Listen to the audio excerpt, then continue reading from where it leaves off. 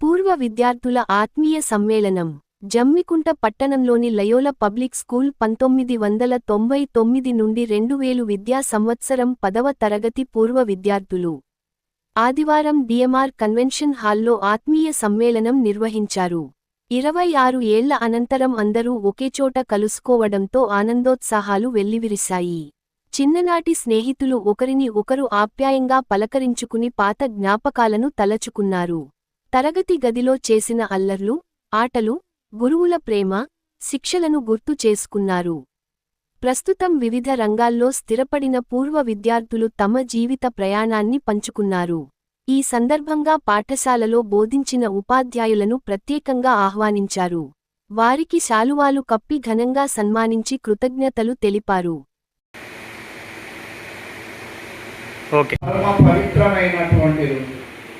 అమ్మవారు అక్షయ తృతీయ, అమ్మవారు లక్ష్మీదేవి ఈ భూప్రపంచం మీద అడుగు పెట్టినటువంటి పర్వదినం అక్షయ తృతీయ.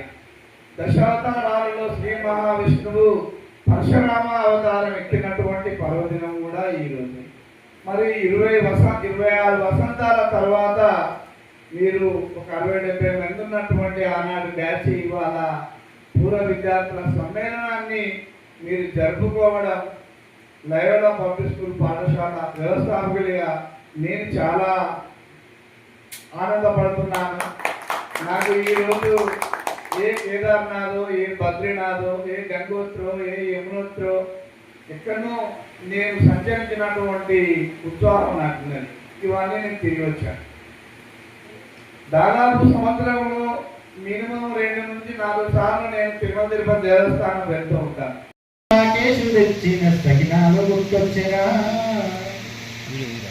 పండుగ వచ్చిందంటే గ్యారప్పాలు తగినప్పాలు ఆయన తెచ్చేది. ఆ తల్లిని చూలే కానీ వాళ్ళ తల్లిని, ఆ తల్లికి వందనం. ఏం చేశాడంటే ఇట్లా గోడకు ఆనుకొని ఆకులుండే కంపు పెట్టింది. ఆ కంపు పెట్టలేదంటే అదే నాశ ఏం చేసేది, సార్ అట్లా తినేది సార్ చెప్తుండే పక్కా ఉండేది. శ్రీకృష్ణుడి కలరే అప్పుడు నల్ల ఉండేది, శ్రీకృష్ణుడు అంత వడివడిగా నడిచేది. అప్పాలు తినండి అంటే ఎందుకు తిరుగున్నా అంటే ఆ రోజే తినడంలో ఉన్నటువంటి ఆనందం పెట్టడంలోనే ఉండే. ఎందుకంటే మిమ్మల్ని అందరినీ చూసేటువంటి 26 సంవత్సరం కొందరికి వచ్చిన తర్వాత ఒక్క 4-5 అయితే నేను మొత్తానికి ఏర్పాటు లేదు. జరుగుతున్నటువంటి హార్మోన్ జలసంధిని కూడా మీరు తెప్పించగలరు, ముగించగలన్నటువంటి మీకు అంత లౌకికం, అంత సమయస్ఫూర్తి. ఒకసారి గ్రూప్ ఫోటో దిగాం. దానికంటే ముందుగా అమ్మాయిలకు ఫస్ట్ మన స్కూల్ కరస్పాండెంట్ సార్ అండ్ మా ఉపాధ్యాయులు అందరూ కలిసి అన్న నెక్స్ట్ కాబోయే వైస్ చైర్మన్ 5 సంవత్సరాల తర్వాత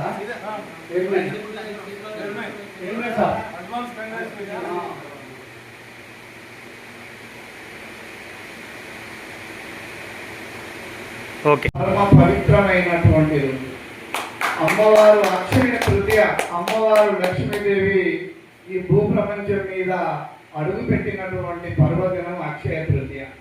దశావతారాలలో శ్రీ మహావిష్ణువు పరశురామ అవతారం ఎక్కినటువంటి పర్వదినం కూడా ఈరోజు.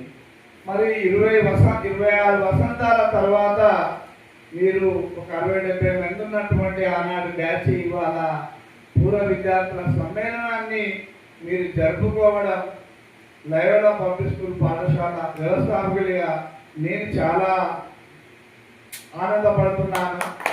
నాకు ఈరోజు ఏ కేదార్నాథో, ఏ బద్రీనాథో, ఏ గంగోత్రో, ఏ యమునోత్రో ఎక్కడనో నేను సంచరించినటువంటి ఉత్సాహం నాకు ఉన్నది.